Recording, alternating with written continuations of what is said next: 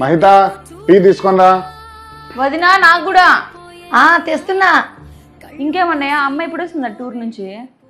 ఇంకా 2 రోజులు అవుతుంది అనుకుంటా. ఫోన్ చేయకూడదు ఒకసారి? చేస్తా అన్నయ్య. లక్ష్మి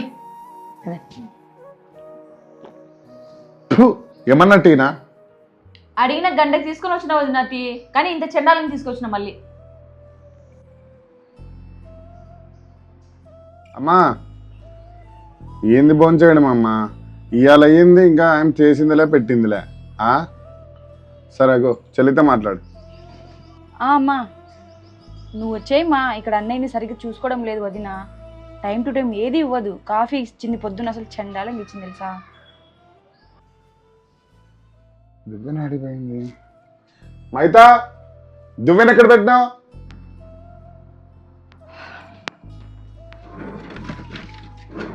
ఇక్కడ ఉంది కదండి.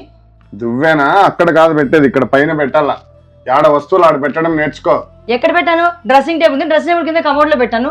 దానికి అంతే ఖర్చులా మీరు? వదిన భర్తని గౌరవం లేదా? అట్లా అరుస్తున్నావు. అవును, భర్త అంటే నాకే గౌరవం లేదు. నేనే కదా 3 నెలల నుంచి పుట్టింట్లో ఉంటున్నాను. నన్నే కదా ఆ మాట అంటానే నువ్వు. నా ఇష్టం, మా అమ్మోళ్ళ ఇంట్లో ఎన్ని రోజులైనా ఉంటాను. నువ్వెవరు చెప్పేకి నాకు? 3 నెలలు కాకుంటే 6 నెలలు ఉండు, కానీ పుచ్చులు పెట్టి మాత్రం ఉండకు.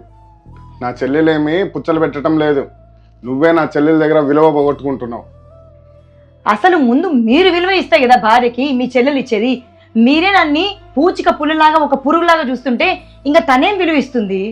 మీ అమ్మకు ఫోన్ చేసి నా గురించి చెప్తావు, నీ చెల్లెలు పక్కన ఉన్నప్పుడు నా గురించి నీచంగా మాట్లాడతావు. అసలు భర్తగా నువ్వు నా పక్క నుండి నాకు సపోర్ట్ చేసినప్పుడే కదా ఎవరన్నా కానీ నన్ను ఏమనరు. నువ్వే ఫస్ట్ సరిగ్గా లేనప్పుడు వాళ్ళని ఏం లాభము?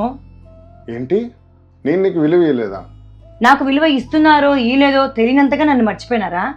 అంతేలే, ఇంట్లో పడి ఉంటుందిలే ఏమన్నా కూడా అనుకున్నారు కదా. అంటే అట్లా కాదు మహిత. నువ్వు నీ చేతల్లో, మాటల్లో, ప్రవర్తనలో ప్రతిసారి నన్ను అగౌరవపరుస్తూనే ఉన్నావు. వాళ్ళెవరో గౌరవం లేదని నేను ఎందుకు బాధపడాలా? ఇలా భార్యను పరాయి వాళ్ళ ముందర అవమానపరిచే భర్తలు ఎంతో మంది ఉంటారు. భర్తే విలువ ఇవ్వకపోతే ఇంకా పరాయి వాళ్ళు ఆమెను ఎలా గౌరవిస్తారు? వీడియో మీద మీ అభిప్రాయాన్ని కామెంట్ చేయండి. అలాగే మహితా తెలుగమ్మ యూట్యూబ్ ఛానల్ని ఫాలో కండి. Thank you.